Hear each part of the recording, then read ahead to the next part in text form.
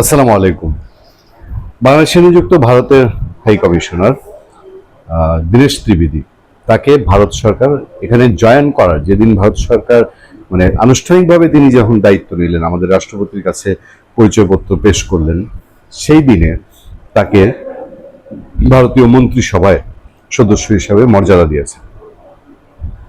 এই জিনিসটা সেদিন থেকেই একটা রাজনীতি আলোচনায় বাংলাদেশে, যে ভারত তার ফার্স্ট প্রায়োরিটির যে দেশগুলো রয়েছে সেই দেশগুলোর মধ্যে একটিকে কি বাংলাদেশ হিসেবে দেখছে কিনা।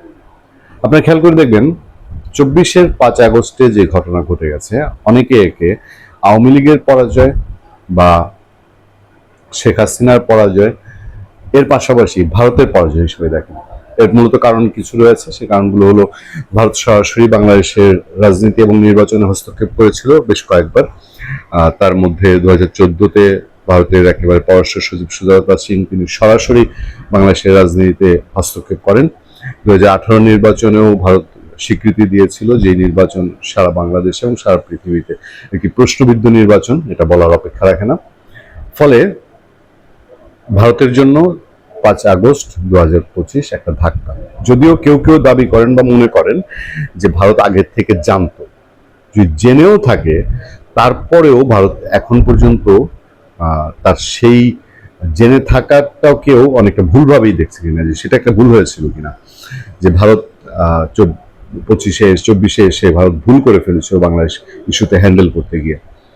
এবং এরপরে যা যত ঘটনা ঘটেছে এবং এখন পর্যন্ত ঘটছে, তাতে একটা জিনিস একদম পরিষ্কার, যে ভারত বাংলাদেশে আওয়ামী লীগ এবং শেখ হাসিনা ছাড়া তার জন্য স্বস্তিকর তেমন কোনো আসলে পথ আর দেখছে না।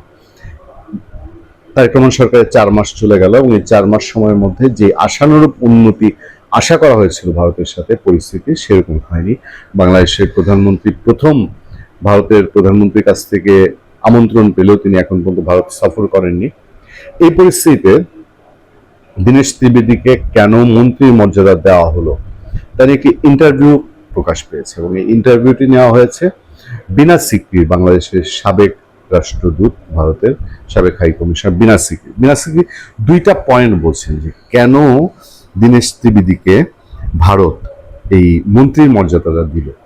ইন্টারভিউটার এই ছোট অংশটা আমি আপনাদেরকে একটু পড়ে শোনাই।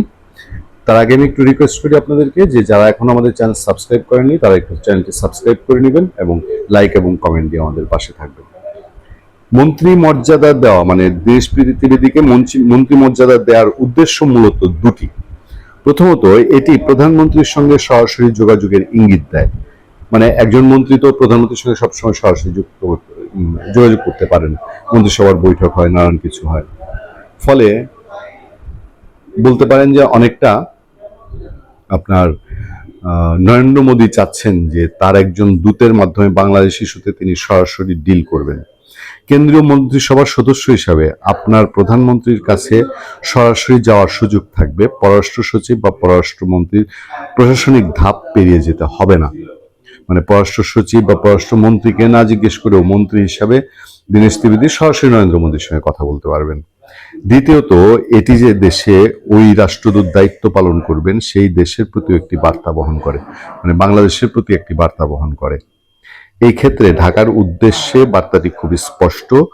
এই ব্যক্তিকে ভারতের প্রধানমন্ত্রী অত্যন্ত উচ্চ রাজনৈতিক মর্যাদায় দেখেন।